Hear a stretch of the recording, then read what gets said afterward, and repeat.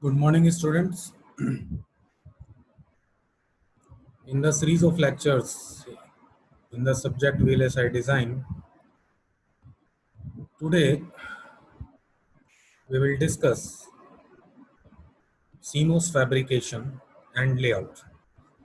Okay. So, in this lecture, we basically cover the fabrication of CMOS, okay, by using various processes. Okay. So, CMOS can be fabricated using three different processes. These three different processes are N-well process, P-well process, and twin tub process. Okay.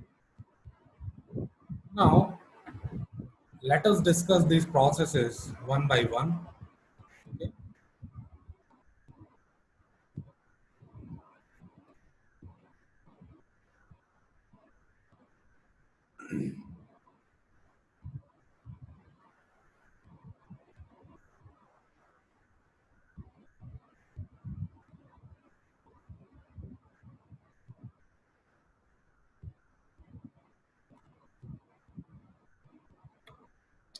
So this is your N-well process.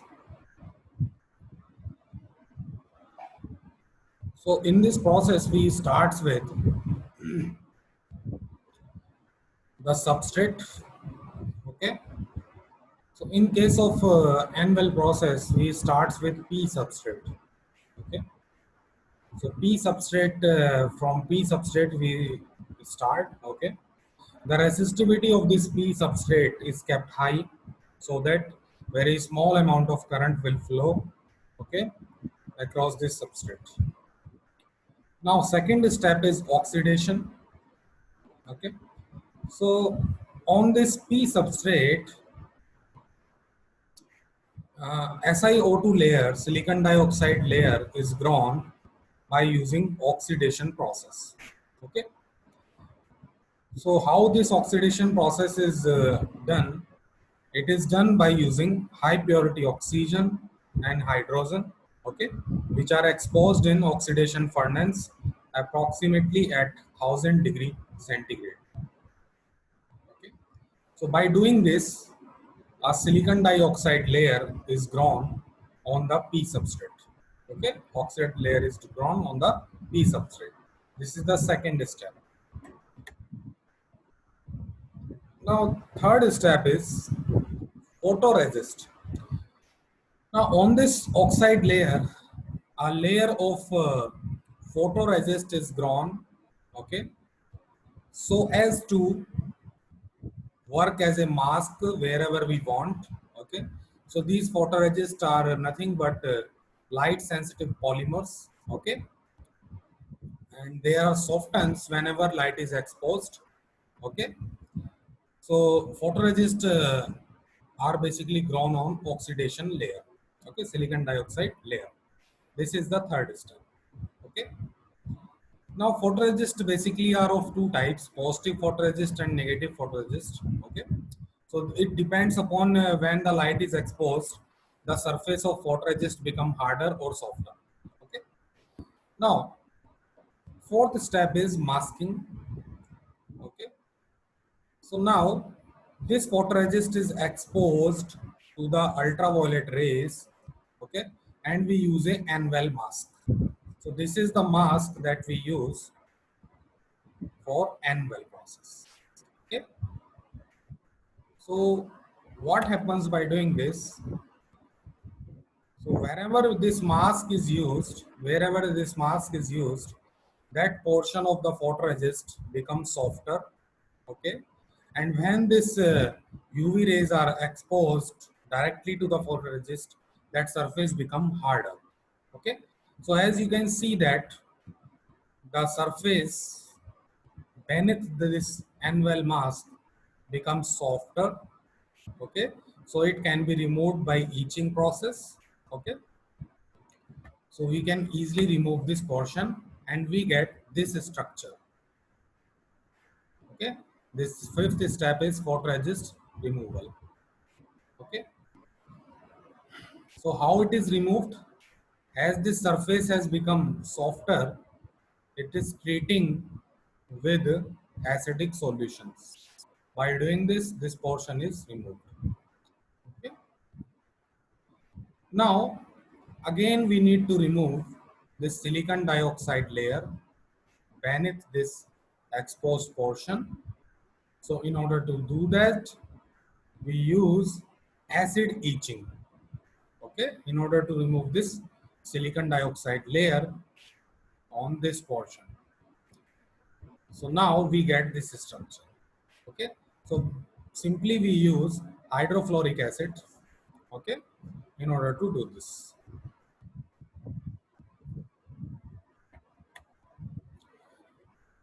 Now, seventh step is the entire photoresist is removed now. Okay, we get this structure now. Now, as you can see that this portion is completely exposed, so we can prepare N well in this process by diffusion process. Okay, so by diffusion process we can simply make the N well process. Okay, so N well is formed. N well is nothing but a highly impure N plus region is formed here. Okay, so as annual process, annual is formed, we have completed the eighth step. Now let's come to the removal of silicon dioxide from here. So as you can see that there is silicon dioxide layer here, so we can remove it in the ninth step. Okay. So in ninth step, by using the same hydrofluoric acid, remaining silicon dioxide is removed. Okay. Now a very thin uh, polysilicon layer is grown, okay, by chemical vapor deposition process. Okay, so gate oxide is formed, thin gate oxide is formed, and above that polysilicon layer is formed. Okay, a very thin gate oxide is formed, and above that polysilicon layer is formed. Now 11th step is we remove the polysilicon layer and thin oxide layers, uh, except the gate terminals what we want to make for N type and P type, N channel and P channel MOSFET. Okay, so here as you can see that at only the gate terminals this polysilicon layer and thin oxide layers are formed.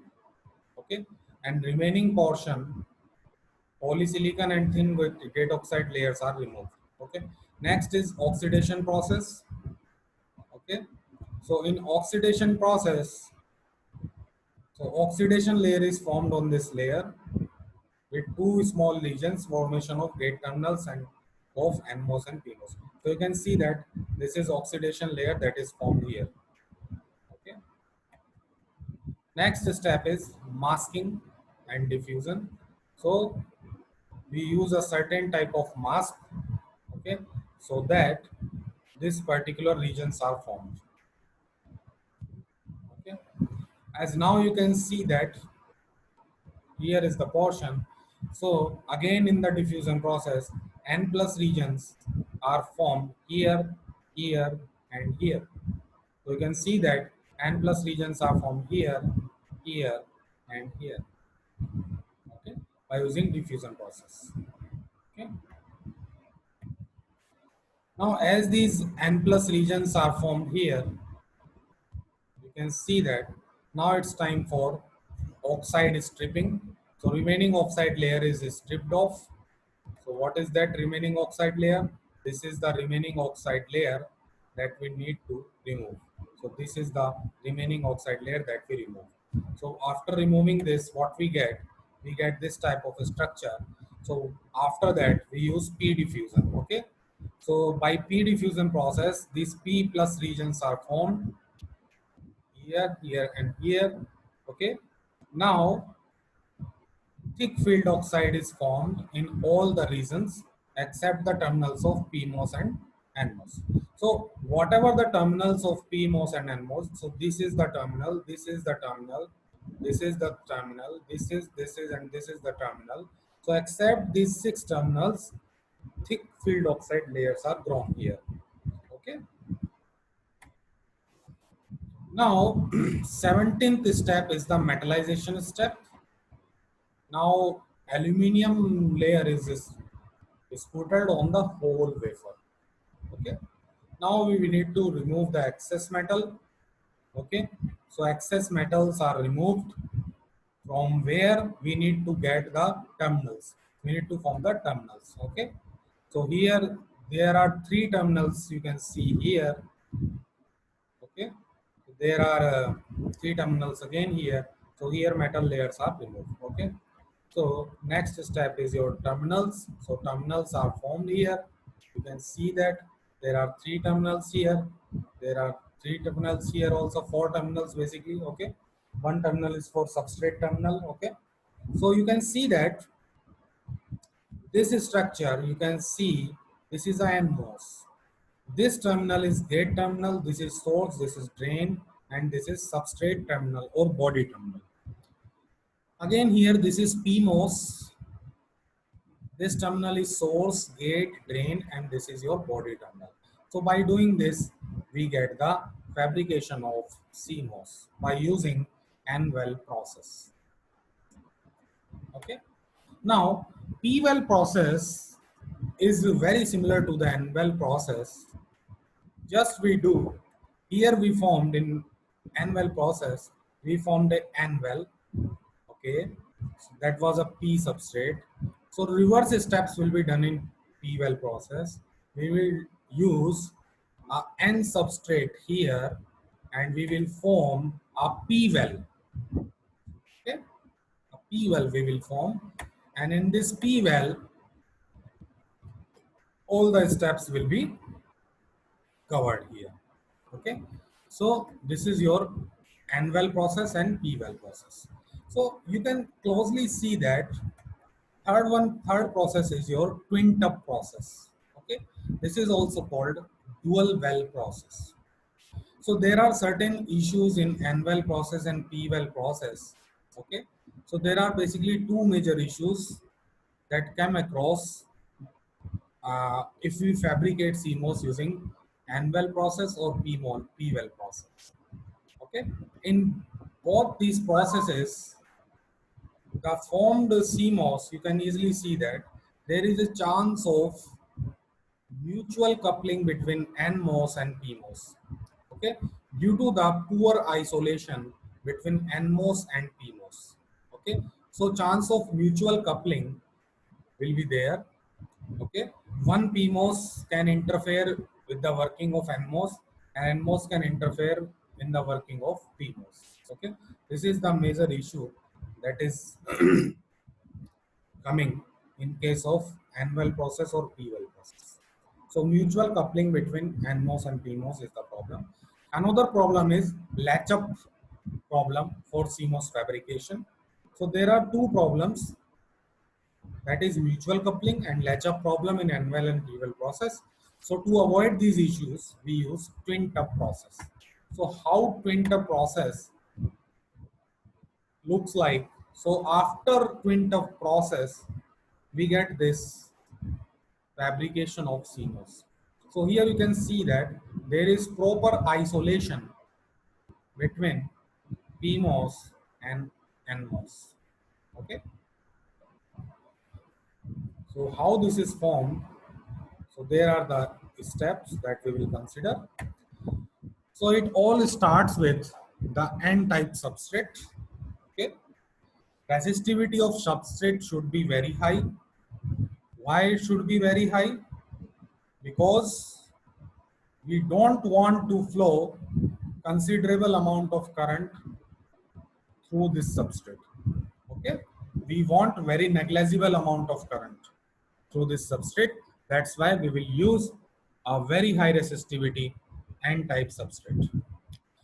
Now on this N-type substrate, a epitaxial layer is formed. epitaxial layer is highly impure n-type semiconductor layer that is grown on the n-type substrate. This is your second step. Okay, this is first step. This is your second step. Okay, now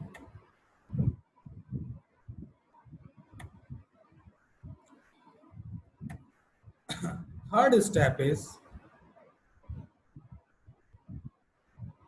on this epitaxial layer and n-type substrate, a silicon dioxide layer is grown by using oxidation process. Okay, so these are the three initial steps that we do in twin-tap process. So it all starts with n plus n-type substrate.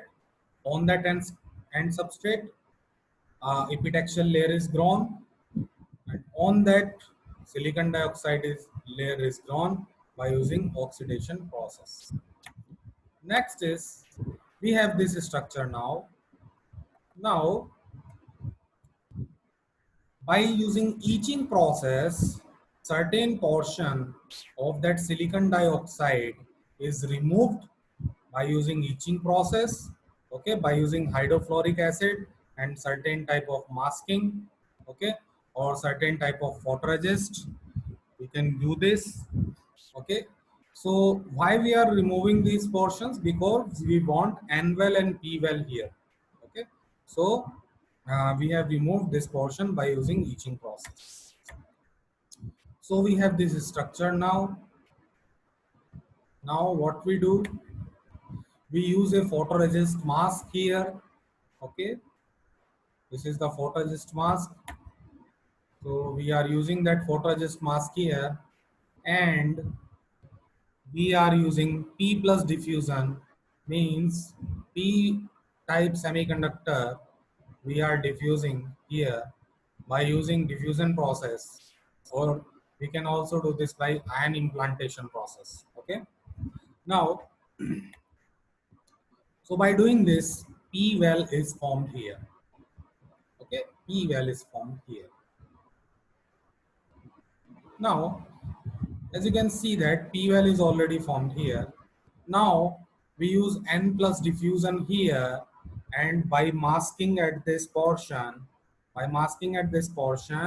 and by N plus diffusion here, we will get N well here.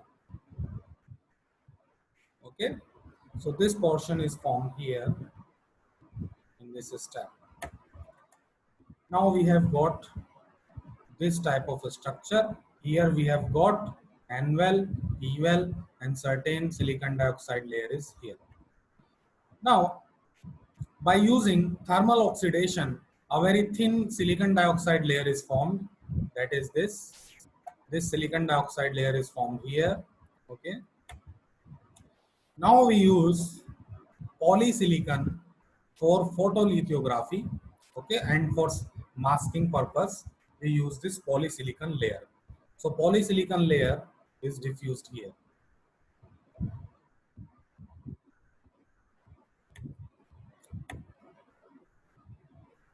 Now, this polysilicon layer, at the certain portion, this polysilicon layer is capped. So you can see it here. So at the gate terminals, this polysilicon layer is capped, and otherwise it is removed. Okay, so this can be done by using masking. Okay,